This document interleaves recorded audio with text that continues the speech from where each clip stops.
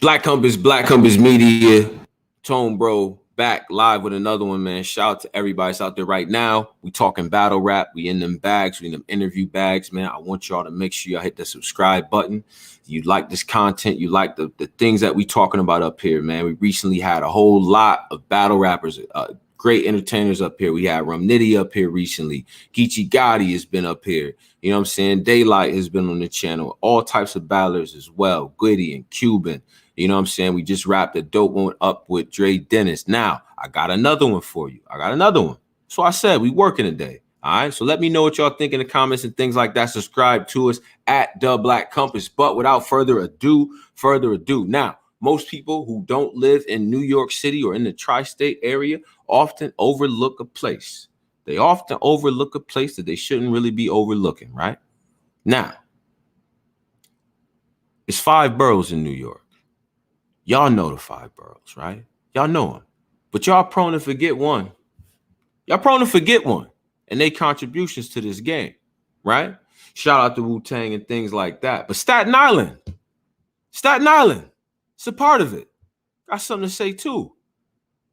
And in this battle rap scene right here, when we talk about battle rap leagues putting on, giving us great entertainment, giving us great battles, great matchups and things like that, the unsung leaders of that movement, the Stizzes of the world, the Dre Dennises of the world, you know what I'm saying, the KGs, the people that's in that territory. I feel like y'all should put this brother in that same light because he does a lot for the scene and he's still on the scene. Without further ado, I got my mans up here. iBattle. Yeah, iBattle's in the house. We show love everywhere. That's a fact. I've been there. You haven't. Don't do that. iBattle, Team Homie, and all that as well. The great, the formidable, the humorous, the unique, the dope Lex Luthor. What up, bro? What's up, Tony? Thanks for having me, man. Oh, nah, man. Glad to have you up here, bro. You know what I'm saying? It's good. It's good energy. Battle rap is in a good place. Hip hop is in a good place. How is Lex Luthor doing right now? What's up, man? I'm okay, man. I'm in the middle of a battle rap tour pretty much. I just got back from Orlando, Florida. I'm getting ready to head to Boston in a couple days. After Boston, we back in New York for another event. Then we off to Atlanta. We got events pretty much every week for the next 6 to 8 weeks. iBattle's cooking up different. I mean, and in terms of just moving around, taking the show on the road to different cities and things like that. What has that experience been like? I don't think everybody does that tour type of thing. Man, it's been pretty much exactly what I envisioned it to be. I like to hit the road. I like to give a lot of opportunities to MCs that normally wouldn't get those opportunities if it wasn't for us moving a couple moving pieces around, right, and making sure we could do what we do.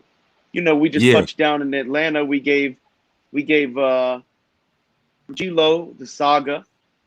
We gave Bricks Bellevue Court Hendricks. Now we going back to New England. Ken Savvy's battling Bangs. Real Deal is battling Kang. This is what we do every couple weeks. Rax just battled Johnny Storm. Don Marino just battled Madness, the returning legend after 7 years, 8-year hiatus. That's what the experience has been like, Tony. I like to touch down in all these different regions of battle rap and give out opportunities with the earnings that we've been able to make. Right, we got a decent subscriber base on the iBattle TV app, and with the money that it makes, all I want to do is give it to hungry talent. So it's been working really well. Damn, man, that's dope, man. I find it incredibly gutsy. I find it ambitious to take the show on the road as a smaller league and a touchdown in these major hip hop epicenters to be like, yo, we iBattle. This is our card. Like, what went into the decision to do that? Like, was it because you guys are booking so many diverse MCs that you decided to take it on the road? What went into that decision? I mean, my budget tripled, my budget tripled, and now I'm able to do more than I used to, so I'd rather run around on road than do it. I'm at the point now where, yes, we're stationed in Staten Island, and And a lot of our battlers in Staten Island are getting giant looks against names like Shaw G is battling Marv 1, Double A is battling C3, Knox is battling Lou Castro. You know, we do this on the regular, you know what I'm saying? So to be honest, we want to take it on the road. The people at home are well fed. Talk your shit, man. So that's just a natural progression of where you guys were trying to go. And now, but that the funds is there based on the success that you had. Now it's time to take those trips. I get that. I get that. And also as somebody who does a lot of artist development within battle rap, at least correctly, if I do say so myself. But let's talk about it. Yeah. Now that I have all these people, you know, let's say I have Ohio, I got 15 different battlers that want to battle on iBattle. Why should I make all 15 of them drive 12 hours from Ohio to New York to battle? I might as well take the show on the road and bring it to them. Right. We talk about, let's talk. I want to jump into two things off of what you said. I want to talk about artist development and platform loyalty as well. I want to talk about both of those things. I do think there's a little bit of a relationship between them. Artist development. Let's go there first. Oh, yeah, sure. What do you feel like is what's you guys' approach to artist development, and what do you think the role of a league should be? Because you hinted at something that not everyone is doing this properly. So I want to dig into this. I do a couple different things, Tony. I think one of the major things I do in artist development is the night before most major events, I do something called Studio Series. And this is where I have most of my developmental MCs battle at, right? So the reason I do it before the big events is usually I have Chilla Jones in town. I have Real Deal in town. I'll have Thesaurus in town, right? Drugs will be here. Rum Nitty will be here, something like that. And, you know, usually the night before an event, all the out-of-towners, they want some beers, they want some weed. And you know what? They want to watch 4 or 5 battles. So it's good to put these new guys in the room with the legends. And then right after the battles that happen, you smoke a blunt with them. You got kids that battled 2-3 times, chilling there, kicking it with battlers that have battled 100 times. You know what I'm saying? And getting real feedback from deeply rooted MCs rather than, you know, a league owner that's never battled before and is just giving you their personal opinion instead of their professional opinion. So you provide that new talent with the networking, with the opportunities to network, like a Chilla Jones, or I saw that with iBattle, and I thought that was refreshing, in my opinion, that y'all had these up and coming MCs, and you know, iBattle events. If those of you guys who've never gone, some of you bloggers don't go nowhere, but some of you guys who've never gone, you got to understand these things. Is that iBattle event is like a dope ass family reunion with battles in between. And I see the networking that goes on. So your approach to artist development is actually putting them around these other MCs and having them get that feedback right there, right? Well, I mean, that's the type of environment that I started in. I started among the cloth with Team Omni, right? Like a couple of my first battles was around Iron Solomon, Poison Pen, Swave Seva, Soul Khan, you know, Roan, DNA. Like it was easy to get good feedback. You know, it was real easy. You get out the ring and someone's like, yo, that was great. Nowadays, you get out the ring, you live in Milwaukee, who just watched your battle? Who's going to give you feedback? You know, Jay Gunge, that's been battling there for 7 years and never did anything with his career. I don't think that's the best move, right? I do a couple other things with artist development too, Tone. Like, you know, usually when I have people try out and we see certain flaws in their style, you know, for instance, when Knox started battling, he was good, but he had no multi-syllabic rhymes. Like he would have like a 3-syllable rhyme, but he would only rhyme the last syllable or 2 syllables, and it would throw his flow off, right? So what we did was we partnered him with Real Sikh to spar for homeschool, right? So while he was coming up with his material, he was sparring it with Sikh, and Sikh was giving him the feedback that he needed to get better at the things that, you know, he wasn't so good at. Right. To cultivate that. And that's dope too. That's dope. And then, you know, with the artist development and actually being able to give guys names, right, that they probably couldn't get elsewhere. But there's a double-edged sword to that, because on the one hand, you give the MCs the names and you say, yo, sink or swim. I'm gonna throw you in the water. What you gonna do? right? I like that approach. But sometimes you can get big names too quickly. And now your sense of self and the value that you think is attributed to you, that's not translating with the fans because they just feel like you hitting licks on with the homie. You know what I'm saying? That's why I try to make sure that the MCs that I invest in before I invest in them, their following is ready to combat the following of the people that I'm setting them up against. You know, there's nothing like trying your heart out in a battle and then getting 300 comments of "Yo, this guy fucking sucks," you know, because you have no fans. You feel me? You have no fans, and you get 15,000 views, and it's all the other guys' views. You feel me? So that's never fun, and also really detrimental to your career. So timing and place is really important. You know what I'm saying? And lightning don't strike twice. So that even makes more sense for how you know, when and where how important it is to the battle. Yeah, no, I think that's true, and that's a tough balance to strike, right? Like, do you feel like, have you ever run into it where, you know, an up and coming guy feels like he deserves something that, you know, based on the work or based on your criteria, he hasn't lived up to that? Like, how do you deliver that? I mean, I'm asking you because everyone I talk to about Lex Luthor has nothing bad to say. I got to a point where I'm a that's hater. crazy. So You're a lucky man. You're a lucky bro, man. but I got to, but on the battle league, on the, like, the, you know, personal whatever, because, you know, but like, nah, he's a stand-up dude. You know what I mean? The people that work with you. So, but have you run into it where somebody feels like, yo, I deserve this matchup, but you can't really deliver that to him? And what's your approach with that? Like, I mean, listen, I'm never, you know, one thing that really used to piss me off when I was a kid is when, you know, my mom would tell me, you know, I'd be like, I'm gonna go outside, and she'd be like, no. I say, why? And she goes, because I said so. That shit used to get me so mad. I used to be like, why the fuck won't you tell me a decent reason? Because I said so is not good enough. You feel me? It's not. It's not good enough. I want to go out, and I need to know why. Right? So anyway, battlers, I equate it to the same thing when they're like, I want a big name. I'm not just gonna tell them no because I said so. You feel me? Yeah. I gotta give them a real reason, and that reason is usually what makes them level up, or it doesn't, you know? And I have a couple different things I'll tell battlers. Like, battler A, yo man, you brought 20 people and the tickets were $30 each, you made $600. I'm gonna get you a 1-rounder against somebody that's fire. Right? I mean, why the fuck not? It's your bread, and you did good, right? It's either that, or I'll have battlers that are just on a tear to the point where, you know, most of the time these guys call them out, like Chilla Jones being like, yo, I want to battle Homeschool, or, you know, Passwords being like, I want to battle Eddie I, Marvel wanting to battle all the.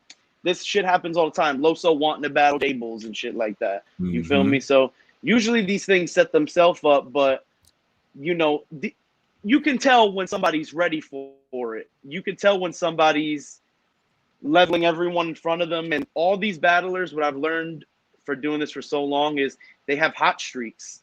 You know, like I said, lightning don't strike twice. When I see that this battler's on a hot streak, like they have a crazy performance, and the second one is crazy too, I know I got to go in now, right? Because I don't know when he's going to have a baby or get fired from his job, or fucking his car sit down for a little bit, you know. You know, we all real people at the end of the day, you know. And usually, from experience, when MCs are doing well like that, I know they're doing good. They're making, you know, they're making good money at work. Their home life is great, and I want to catch them at that moment and give them a battle that'll matter at that moment, you know. So I take a couple different things into consideration, man. I have to. I got you on that. Let's shift to loyalty, brand loyalty, right? And this is something that's important to me, right? When I draw from my own experiences, right? You know, and again, I'm not better than anybody for being able to attend these things, but I do, right? But me being there and seeing a diversity of MCs there, you got Real Deal walking around with a championship belt around them, with PH face on it. You see what I'm saying? You got Real Sikh, who's on fire right now, one of the best in the world doing it. strolling in. You know what I'm saying? Amongst everybody. You feel what I'm saying? Like that sense of loyalty, that sense of like, all right, this is still home. You know what I'm saying? How do you feel about that as a league owner? Is that something that's enforced? Is that, you know, when URL hears of a nice dude, is they give you that call like, yo, what's up? They get the contract. So now it's like, yo, nah, this is my home league, this iBattle. Do you feel some sense of an obligation? Like they should return that because you gave them that. The only listen, man, like I got 4 people signed to URL this year, which is the most out of all the scouts. Come on, Lex. Come on, Lex. I got 2 people on the 1SKs for Max Out 2 coming up. Talk your shit. Pretty much all of King of the Dot season 1 is flooded with the iBattle roster. Right. So no, I think these people come to me with dreams and aspirations, and I help them accomplish them. So at the end of the day, this is a, you know, job well done. Wait a minute. You know what? Listen, Tony, by the time my guys get to King of the Dot, URL, and RBE, I have another 30, 40 battlers that have been battling for the past 2-3 months, and they're 4 or 5 battles in that are crazy as fuck. So they ready. The machine is so well oiled that by the time battlers get over there and they're signed and they have so many opportunities that they can hardly fuck with us anymore, their replacements is here waiting for them to come back. You know what I mean? Talk so that. It's really not an issue, and I like that I'm able to bring something to the table to keep battle rap fresh and entertaining on all platforms all over the world.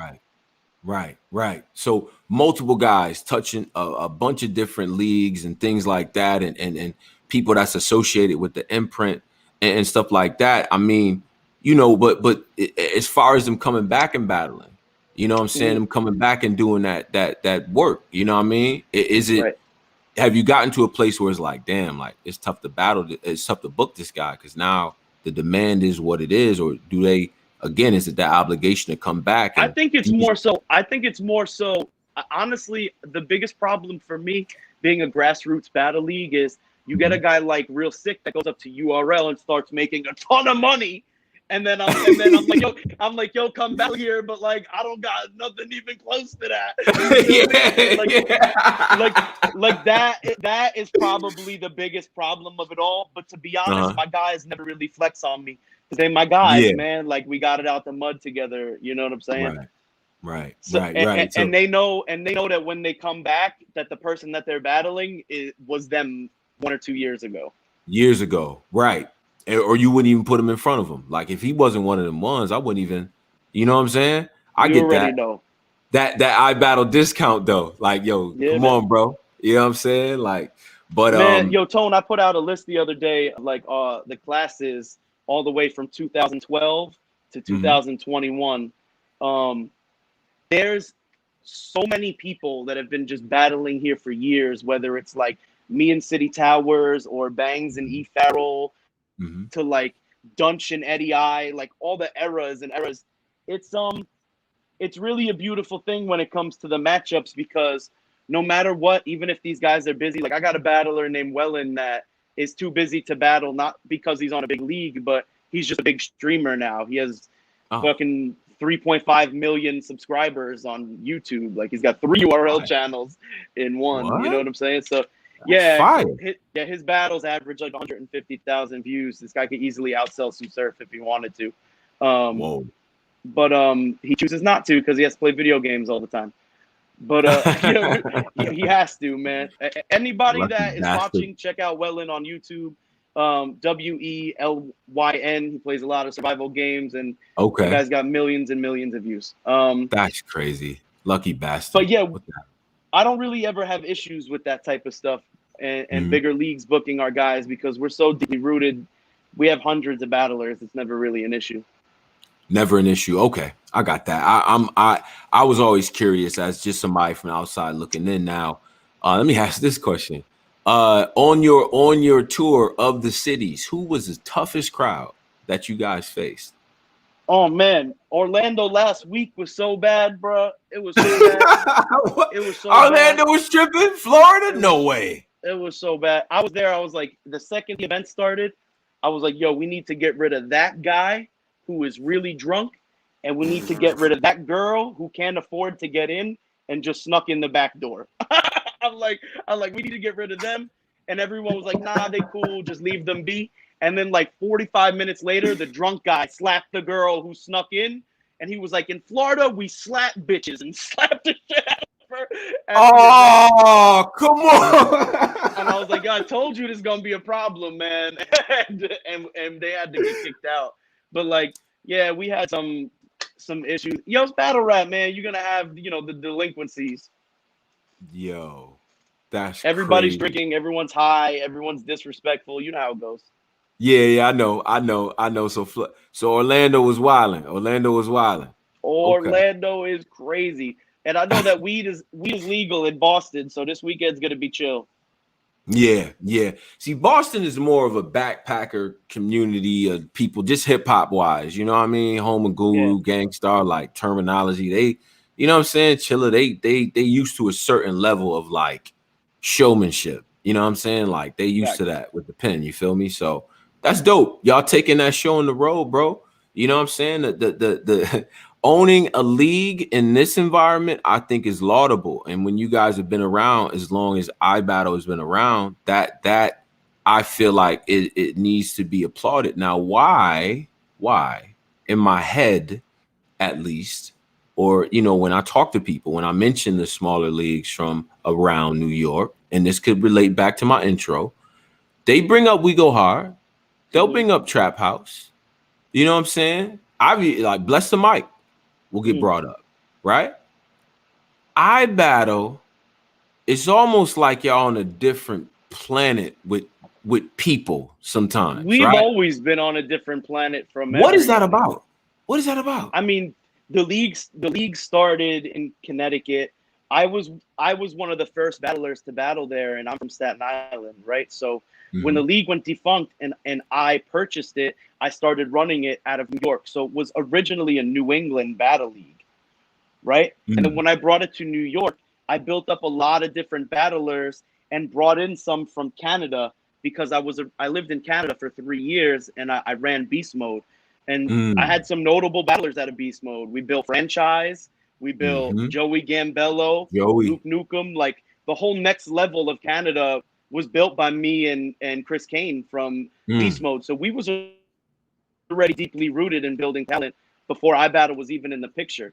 Eddie I and Dunch are originally from Beast Mode as well. You know? Oh wow! And okay, I know that.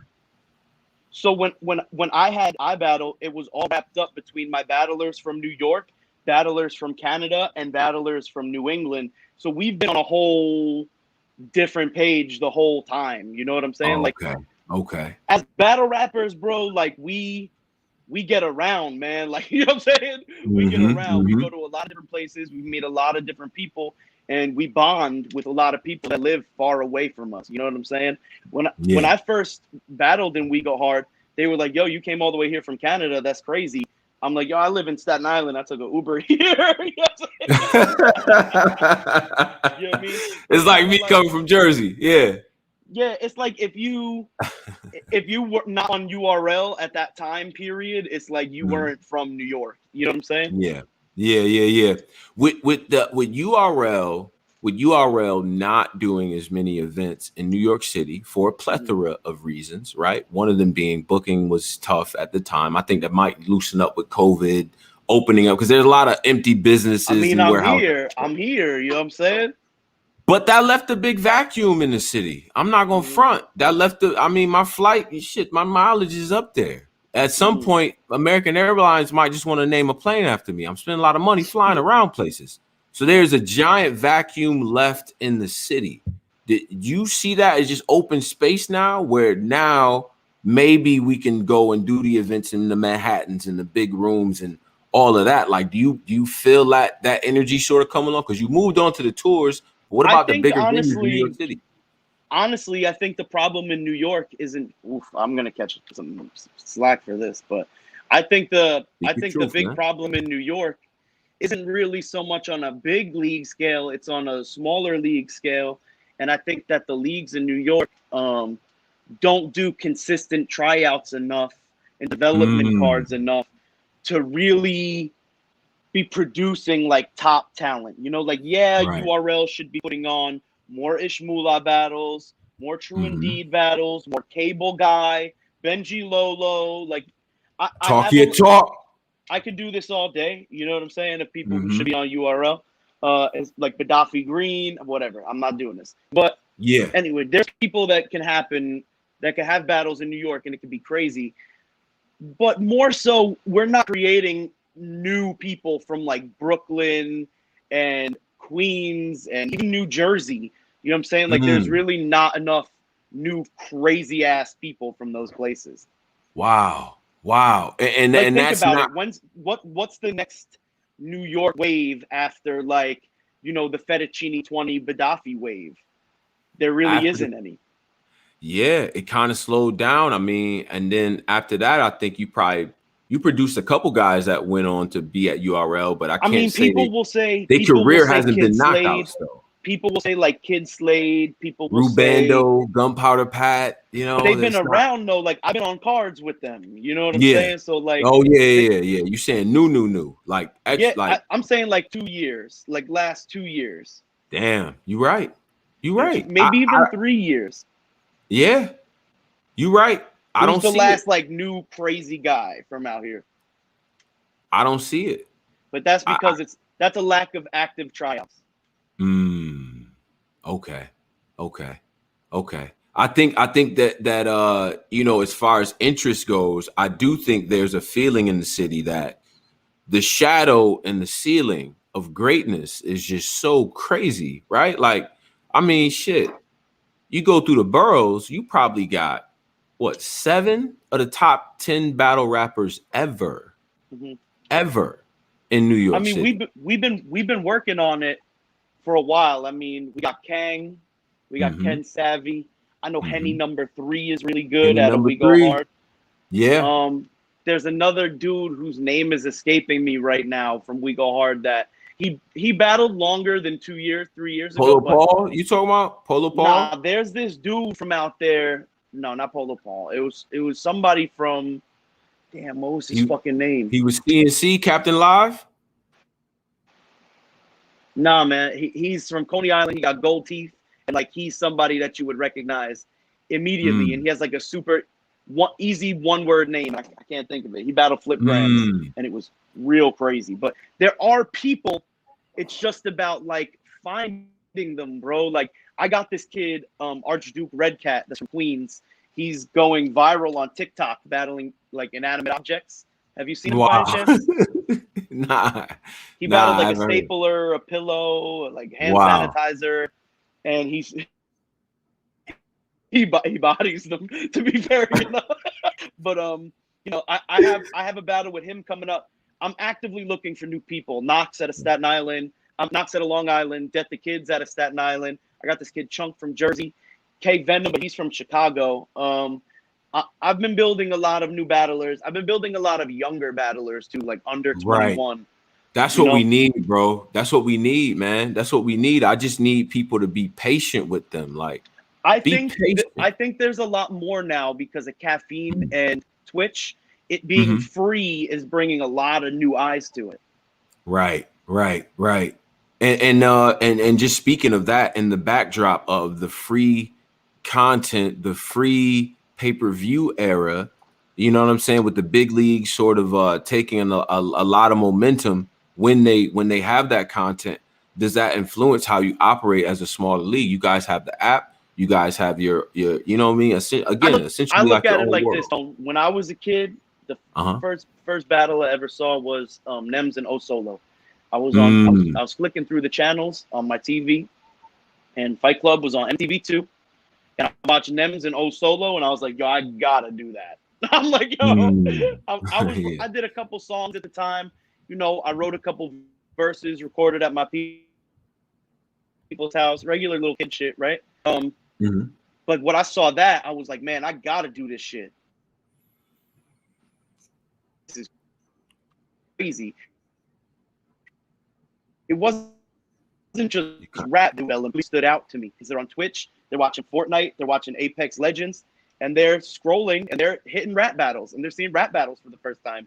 The same way I was scrolling through TV channels is what they're doing. You know what I'm saying? And for me, that's a great thing for my platform, man. I go on Twitch, I see 15,000 fucking people watching. Even if 1% or 2% of that 15,000 subscribes to the iBattle TV app, you know what I'm gonna do for the next generation? I love it. It's definitely not a bad thing for me. The growth of the culture is amazing, and I see it firsthand in the trenches doing it. Like, I see 16-year-old kids being like, yo, I want to battle right now. You know, I see fucking 50-year-old men coming into battle rap now that like didn't want to do it because they thought they were too old, and then caffeine happens and they're like, fuck this. They get money. Yeah. The bag is here. It's time. Yeah, if you're gonna do it. They get money. I'm doing this. There's a lot of older battlers now, and that's fire because to me, like, battle rap's not like MMA or basketball where, you know, you endure injuries and you're done after 38. You know?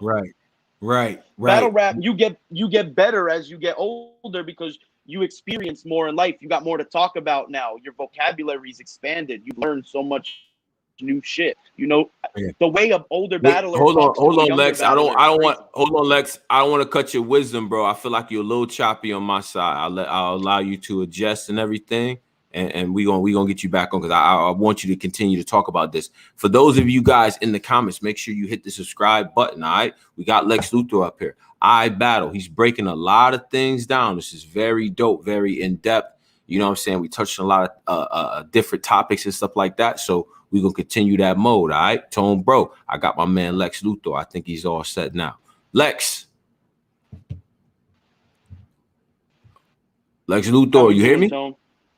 It's still a little choppy. Yeah, I hear you. Can you hear me? I can hear you, but your picture's a little choppy for me. They say, am I messed up? Y'all, let me know. I don't know. I'm on Wi-Fi. Yeah, well, I'm plugged in. All right, they said all right. So let me know. Let me know if I'm good, things like that. Lex, you cleared up, bro. You cleared up, you good. All right, well, I forgot where we was at. So nah, we was talking about like now it's renewed interest. Everybody seen on caffeine, people coming back in, and even newer older mainstream artists are coming into battle rap in a different way too, which you thought was a good thing. And I want to know, allow you to expand on that topic. Well, shit. I hate to be the one asking questions, but like, look at the MC War card. Are you interested in that at all? Absolutely. Vado and Saigon. It's fire. Yeah. Saigon is all the fucking season of Entourage. I mean, I don't know where everybody else from, but I'm from where you listen to what somebody talking about, and if somebody could rap was how you usually judge the rapper. I'm sorry, I was simple that way. I was raised that way. And Vado and Saigon can fucking rap. Yes, sir. That's enough for me to be, you know what I mean? I'm excited for mainstream artists coming into battle rap too, because man, listen, even if it doesn't go so well, like, I still really respect them for trying because it's really hard. You know what I'm saying? And like, not only is it really hard, they have way more to lose than we do. You know, like a guy like Saigon can't just get in the ring and get smoked by fucking Vado. You know? Yeah. Especially with Cassidy out here already, so there's already sort of a barometer set. You know what I mean? In some sense, a lot of people think he won the last battle. That, and I think about it. It's a lot harder to get smoked in a battle against somebody like that. It's a lot harder to get smoked in a battle against a mainstream artist. Yeah, I don't think mainstream artists have I don't think they have. This is gonna sound fucked up, but I don't think they have like the train of thought that it takes to execute battle rap angles. You know, like take somebody's weakness, put it under a microscope. Hone in on it and really like weave something together. Like, I don't know if you saw Dunch's third round against Jables, but I don't really think Bone Crusher can come back and do something like that. You know? Right. So go ahead. I really doubt you go in there, you battle Lloyd Banks, and he humiliates you. Right. Can't really see him doing that because that does take a little bit of time, or at least you have to be a savant about this. Now, if one of the the mainstream artist is able to come in here and body something, wow, then we talk about a whole different can of paint right now. I think like the closest thing you have to somebody getting clearly beaten in one of these battles is like Cassidy and Disaster. That's like one of those, damn, Cassidy won that battle. That's crazy. But even in that, Cassidy won off like an impression, you know? Yeah. The dopest thing you said was impersonating Diz. Like, that's all we remember for sure. You know, so it's they're not gonna have that big K moment. They're not gonna have one of those moments like where they execute an angle the way T-Top did against Rumity with the self checkout, right? Yeah, right. Where it's like, holy shit, this is game round over. You know what I'm saying? I don't see them having knockout punches like that, but it's still fun to watch because now it's not battle rap. If this makes any sense, but it's not battle rap anymore. I get to watch a rap battle. I get to watch two people just that are rappers battle each other. Yeah. It's not some battle rap shit. So it's already, the bar is already set a certain type of way, right? Like it's already kind of set that way. I get that. I understand that. Now you still outside. You still battle. You still do your thing. Yeah, right? Kind of. Like you still kind of you come back on the court every now and again, just to you know what I'm saying. But why? What is the motivation then? Because is it just because you know, I know you love battling, I get it. We, you know, MCs to the death, I get that. But you running things, you got tours going on, it's respected, you got the app moving. Why still battle? I still really love it, you know. It's an adrenaline rush. I can't step away from it. I can't step away from a fight if it's something I know people will like. If it's something I know people will be like, whoa, this is crazy, I really want to see this. It's impossible for me not to be motivated by that, you know? So I think that's a big motivation for me. And you know what else is a big motivation for me?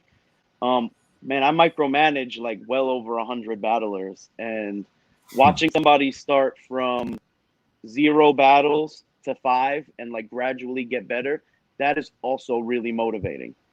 Wow. Okay. I never looked at it like that. To watch like a 19-year-old kid start from like not really being that good, and I don't even put your first couple battles out, to now they're battling Saga and having debatables with them and shit like that. You know what I mean? Like that is really motivating to me because I get to watch them learn from each other and shit. And to be honest, I learn from them all the time, you know?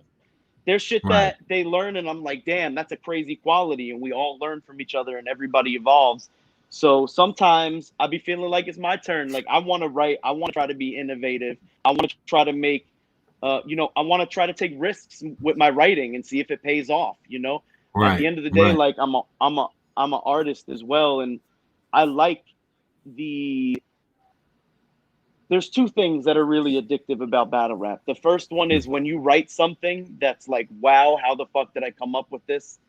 And then it's delivering it and getting that instant gratification when the crowd goes crazy to your like original thought, your spark, you know? Those are two really addicting things, like the creative process and the payoff for it. You know, there's really nothing better than showing up and beating shit down somebody's leg that's been talking shit on social media for a month, you know?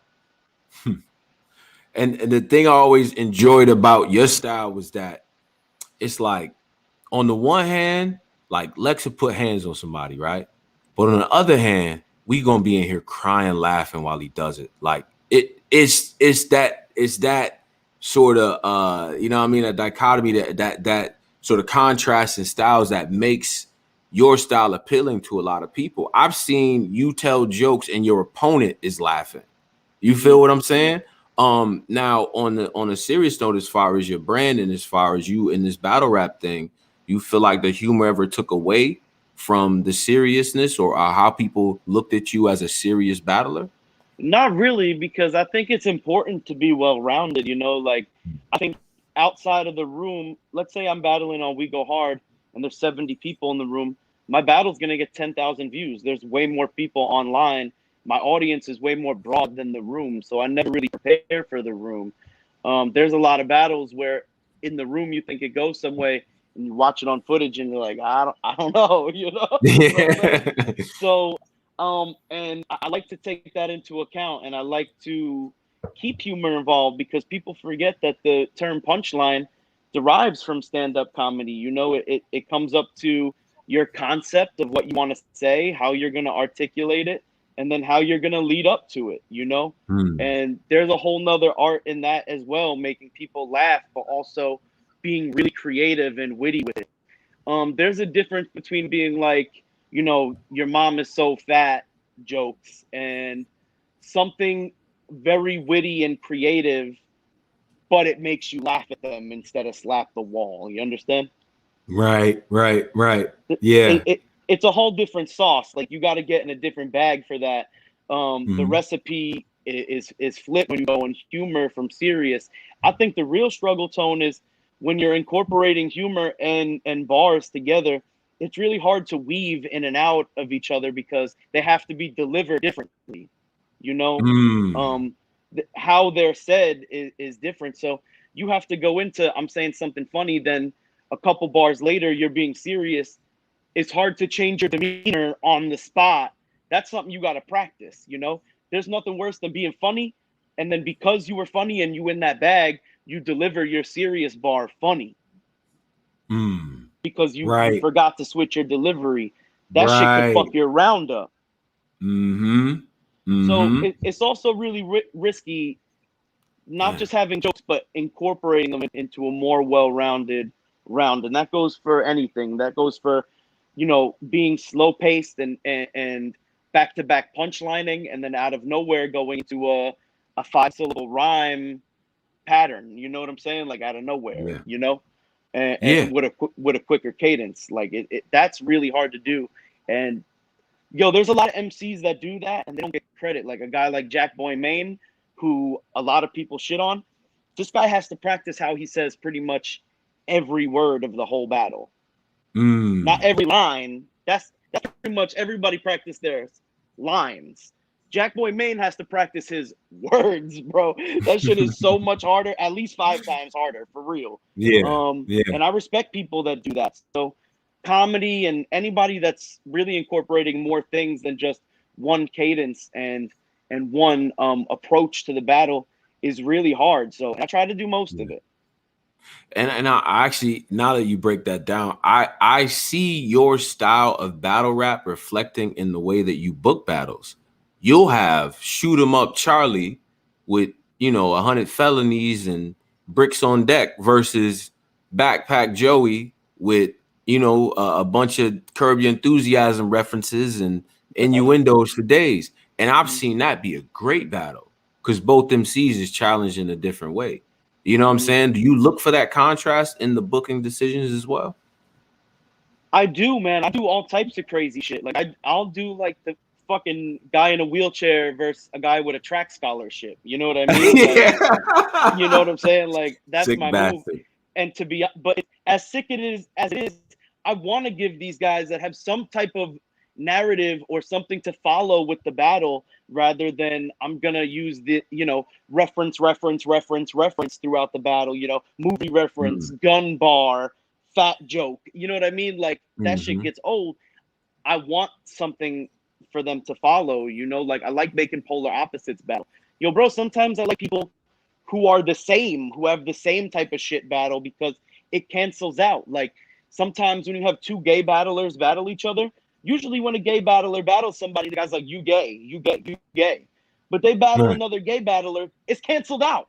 He's not gonna sit there and be like, you gay. They both gay. You know what I'm saying? But now you get to really see where they're at without the crowd playing their like ha bias because he's joking on them for a certain thing. You know, like, you got the guy who I don't know what to say, like the guy who's a fucking nerd who sits in the corner the whole time and don't talk to nobody. Usually he's gonna get outperformed by the guy who's 6'3" and has fucking all his friends there. You know, like, that shit gonna happen. And that's always a great battle to throw. But what happens when you give him the other guy that's in the other corner of the room? You know what I'm saying? Like, yo, there's always cool things to do, but that's why I like to keep a broad pool of different talent. You know, like I got Black Mage, I got my dude that shows up in a cloak with a wizard hat and a fucking staff. Yeah, You know, yeah, like yeah. we have Jack Tripper, who's a fucking 100% Satanist. You know what I'm saying? Like we have like all types of fucking crazy battlers, bro. But you Yeah. know what, Tone? I make sure they're good and that they're ready for public consumption by the time people see them. Yeah. Shout out to Ghost and Japanese Jesus too. I rock with both of them. They fire. Man, Yo. Japanese Jesus, let me tell you a story about this. So me and Japanese Jesus immediately after the event, we pop ecstasy, right? So we in the car listening to some I don't know, drill music at like 2:00 in the morning, right? I'm rolling a blunt. And this guy, Japanese Jesus, he tells me, he goes, I don't know, man. I'm just not marketable. And I fucking freaked out on him, bro. You lost it on him? Yeah. Wow. I was on E and I got mad offended. I was like, your name is Japanese Jesus. I was like, yo, you're a Japanese redneck. You're a Japanese Texan. You're a Japanese truck driving, you know, fucking Von Dutch hat wearing ass motherfucker. You know what I'm saying? Who Like, can ride? Bro, when I go to Texas, I link with Japanese Jesus. He got the party.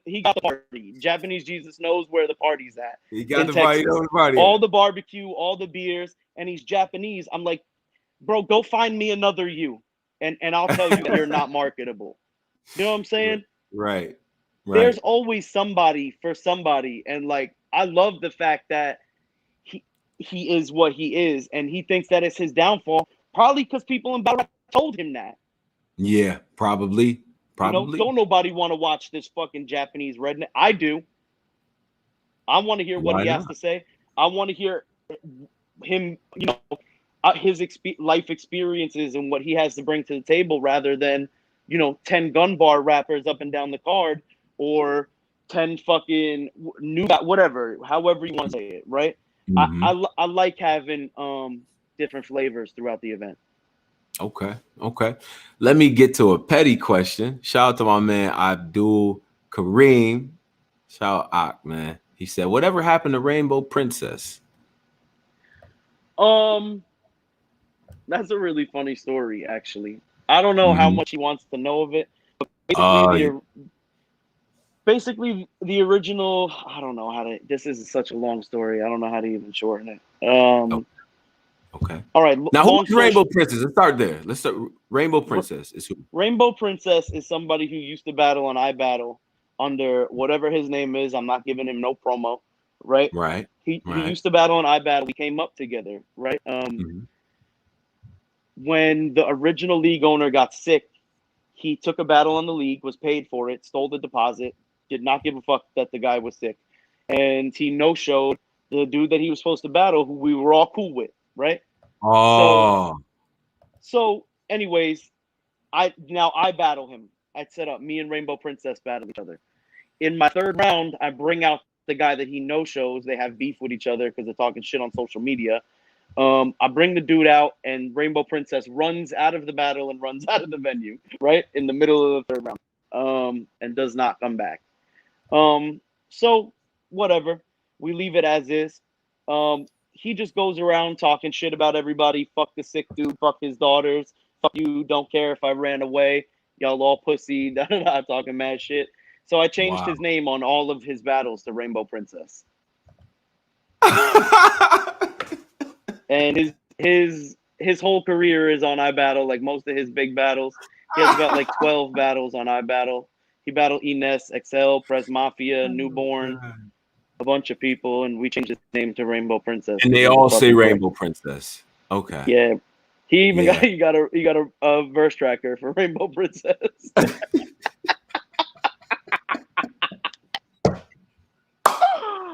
I don't know, man. Yes, it's petty. That's a petty question, but you know what? The whole squad don't fuck with him, and he had multiple opportunities to, you know, like I'm a real forgiving guy. Like I don't really give a fuck about shit. Like I don't really take the shit to the heart like that. I booked multiple battlers that we've had back and forths, but you know, I've approached him and been like, "Yo, man, I'll change your name back. Like, it's all good." And he's been like, "Man, fuck you." So I've just like that. That's the energy. yeah. So I've just kept it. You know what I'm saying? Just kept it up. Like, come It's never on, been man. like that in real life because he's a really cool dude. Like, you know how it is in battle rap when you get to the Yeah, I venue know. and everybody's a sweetheart. But you know, like, I Rainbow Princess at the end of the day. I'm an adult. No one's gonna go to events and beat this guy up and risk their freedom or, you know, hurt anybody. We're just gonna Yeah. call him Rainbow Princess, and that's the end of it. and let that ride. All right, cool, It is cool. what it is. That's funny. That's funny. That's funny to me. Yeah. Now, okay. Let me do this. This is a game that I like to play. It's called underrated, overrated, fire, or trash. All right. Shit. I'll give you a noun, person, place, or thing. You tell me it's overrated, underrated, fire, or trash. Now we do typically start with battle rap here. So first name I'm gonna give you is Don Marino. Overrated, underrated, fire, or trash. Oh shit! Like, all right. So I am the biggest Don Marino hater in the whole world. Right? I'm the captain of the Don Marino hater club. You can ask him. I've recently converted, and Don has been wilding out, man. Like, Don Marino versus Danny Myers was real crazy. Don Marino versus Madness was real crazy.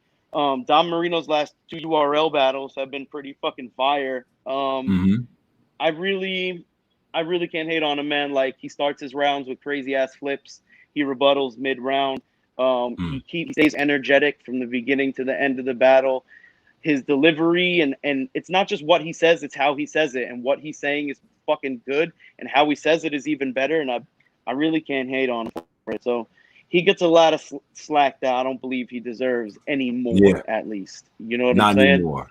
Yeah. Anymore. Yeah. He's clearly gotten better, but like we said, Tone, that's an issue with people getting big before they're all the way ready for it, and their fan base isn't ready to combat. When you have 2 bad battles in a row and everybody's like, "Yo, fuck you, you suck, we don't want to see you again," you got to have 500 fans backing you up to be like, "Nah, fuck you, we do want to see him," you know? Exactly. You gotta have that. You gotta have that voice. You gotta cultivate that base of people. Yeah, that's a fact. Yeah, but Don's definitely underrated. He's crazy. Okay. Underrated, overrated, fire, or trash. Hollow the Don. He's fire. Right, I could say that in all those. Yeah. He's definitely not overrated or underrated. He's definitely not trash. So I'm gonna go with fire. You going with fire? Okay. You give him a chance against Rum Nitty? Be honest. I don't know. Yes, I do, because Hollow is a really unpredictable battler, and he's very well rounded. And you don't know what the fuck he's gonna do. And he pulls off some really hard to pull off shit. I would say that the Pat Stay battle is a really good example. Like, he battled him in UK, and it was like a really weird situation for like Hollow Don versus Pat Stay, but in London. Like, it's a weird situation, and he pulled it off in a 1-rounder. It's weird, but he pulled it off. His writing was so crazy, and his delivery is crazy as fuck too. I'm excited for that battle because Rum Nitty is one of the hardest to beat battlers, and Hollow's not somebody you could just punch on. He's got way too much. He's got way too much charisma, and he always does one thing around where you're like, "Yo, what the fuck? That was crazy." Okay. No, I respect that. I saw, when I watched the Face Off, I definitely had different energy, man. Hollow seems incredibly focused, so I think he understands what he's up against. But all right, overrated, underrated, fire, or trash. Mortal Kombat, just as a franchise, video game wise, and things of that nature.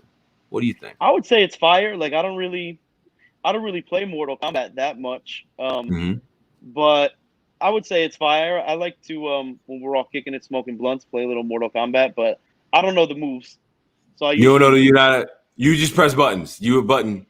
I know, like, I think like back triangle is the get over here move, right? Yeah, I know that. Yeah. I know, like, down back square is like the back kick. But look, I only know the Scorpion moves. I'm corny. I only know you know what I'm saying? Like, I'm a cornball. I'm no good at this.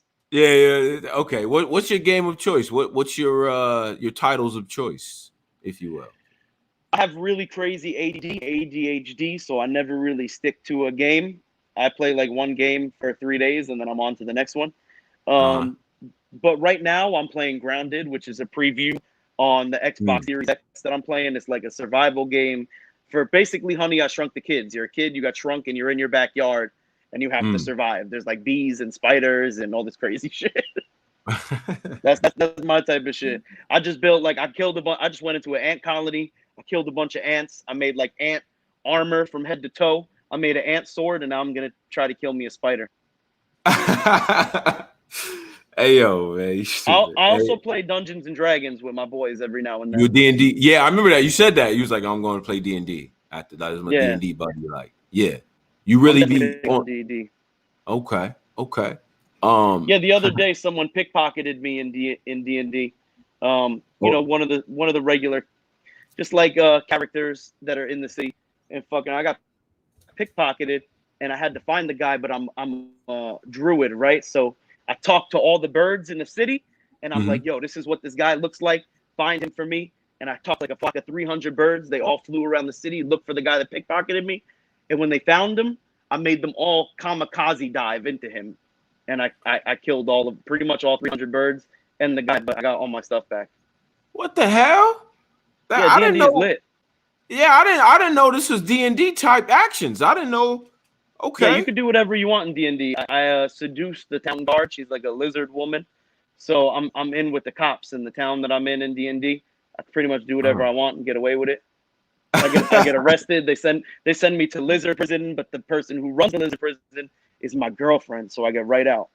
Wow. This is some other storyline. This is fire, actually. Yeah. This is fire. All right. I recently had an argument about this, brother, but underrated, overrated, fire or trash, Liam Neeson.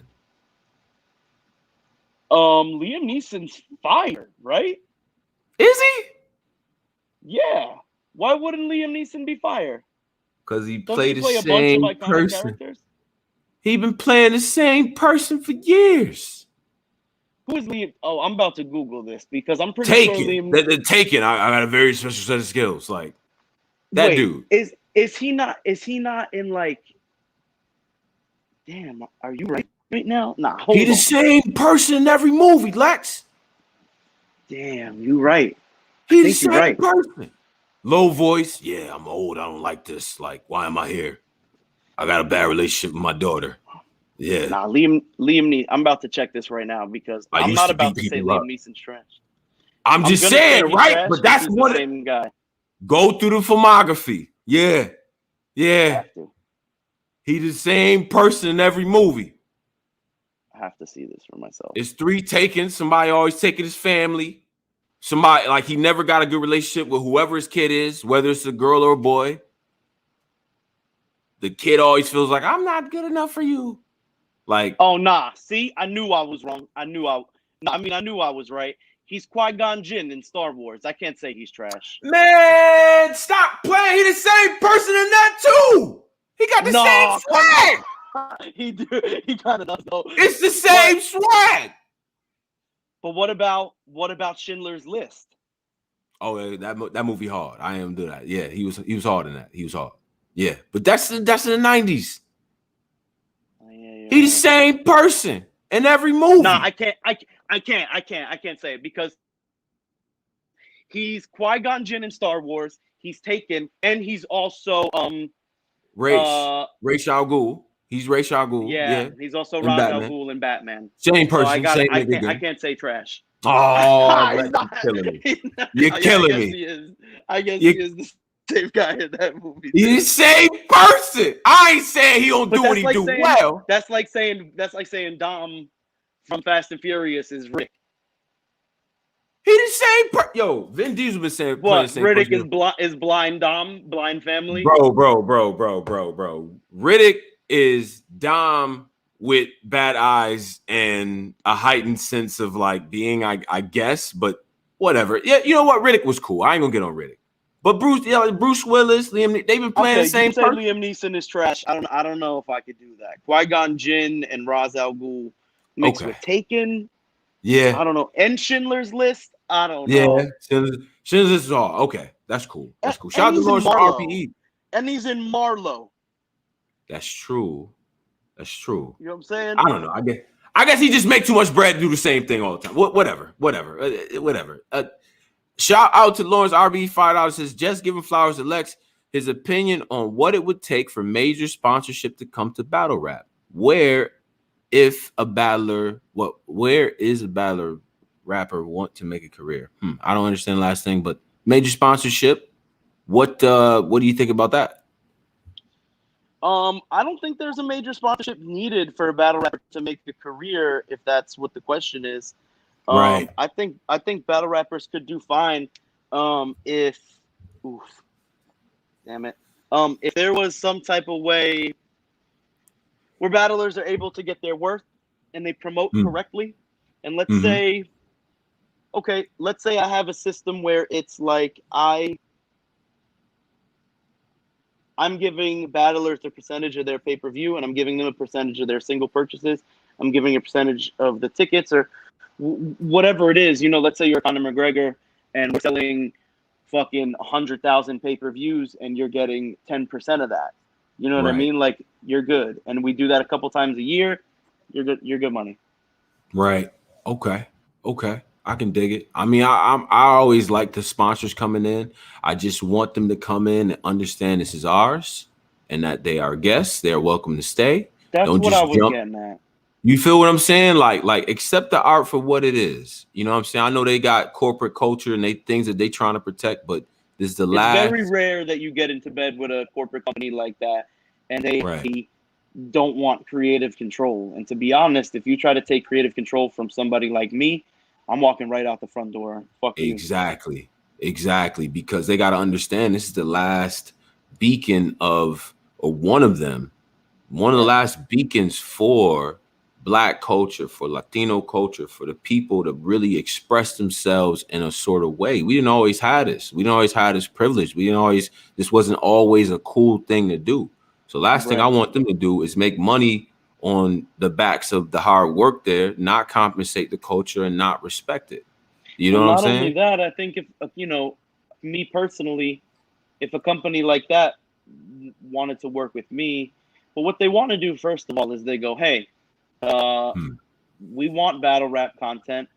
Then they look at it and they go, okay, I want Geechee Gotti, I want Rum Nitty, I want this guy, I want that guy, I want New Jersey Twerk, I want Calico. They look at all the guys with the biggest numbers. But what they don't realize is that everybody in battle rap is fighting over these people. Like, these guys all have crazy battles getting booked. Everybody's going to fucking war over, I got this guy booked on this date. No, you don't. I'm going to pay him more so that he doesn't go, and he does it with just crazy shit. I'm not with that tug of war game. So, God forbid Pepsi calls me and they're like, hey, we want a Hitman Holla battle. I'm like, you better call somebody else, fam. You better call somebody else because I'm doing something completely different. You know what I'm saying? But, and I think that's problem of why battle rap can't be a cash grab. You know what I'm saying? I kind of lost you on that last one. Say that again, bro. You kind of chopped up for me personally. It's okay. These major companies, they basically, they're not in it for the long run. They want the cash grab real quick. They want quick money. Get me all the people with the most followers, the most views, and we do what it do with them. Whereas me, I go, give me the guy with the least amount of views, the least amount of battles, and let's make a storyline around them. Right. Let's create new people. Yeah, that's real development. That's real. That's what Paul Heyman did with ECW. You know what I mean? That's what you build something. You really build that, and then when Steve Austin, when Steve Williams is able to be Stone Cold, he ready. You know what I'm saying? Just like you said, shout out to my man Ref. He says, salute to my guys Lex and Tone. We need Adult Swim check to write and air a battle rap. I think Adult Swim would be a perfect landing zone for battle rap, in my opinion. Listen, if it ain't with Adult Swim, I'm not doing it. That would be perfect because they would let y'all obviously get creative control. They already done work with Tyler Creator, crazy ass. You know what I'm saying? Like, they got Rick and Morty, Black Jesus, Like, you know what I'm saying? Like all these stoner shows, man. Come on, man. Mike G, that battles in iBattle, was on Adult Swim. He was Mike on G. Loiter Squad. Yeah, yeah. Shout out to Mike G. That's a fact. Yeah. So it's like nah, that would be a great landing zone for battle rap and things like that. Lex, I appreciate your time, brother, and you chopping up with us. You dropped a lot of gems. I salute the whole iBattle movement and what you've been doing and everything like that. I want to give you the ISO, put the shot clock on you. You can talk about what you want to talk about, man. Things coming up, how to follow you, things of that nature. Just something to lead the fans before we close out. All right. Listen, download the iBattle TV app, subscribe. It's $25 a month. I have an event every single week. Every week, there's events, people you've never seen before, the most hungry up-and-coming talent. And if you want to see something new, that's where it is. This weekend, we have an event. The weekend after that, we have an event. The weekend after that, we have an event. And I guarantee in all those events, you will see something new and something you haven't seen before in battle rap. I respect it, man. Hey, Lex, man, we in tune with the grind, man. I appreciate you, bro. I can't wait to go to the next event and everything like that, man. But until we sync up again, man, you be safe, all right? Appreciate you, bro. No doubt, man. Hey, Lex Luthor, iBattle, Staten Island, stand up. Team Homie, salute. Big time, man. Lex is making waves in this culture. Been doing it since he got here. Very, very hard working man. So I want to tell y'all something. I had two guys who I consider two of the hardest working men in battle rap that made their own lane. A lot of y'all had things to say when Dre Dennis started Gates to Garden. A lot of y'all had things to say when Lex Luthor was doing his thing. You see the talent that's come out of both of these different platforms, putting on for this area, this tri-state area, right? That means a lot. Pay attention to what Lex said about artist development, getting new talent out there, getting new faces out there, things like that. That's important. Also, download the iBattle app. It is worth it. There's a lot of content on there. You see some battles from guys that made it. See, I'm a person that like to see, like if somebody's like a major star or whatever, right? You take like a major mainstream artist you hear on the radio. I like to see the grainy footage of the VHS tape.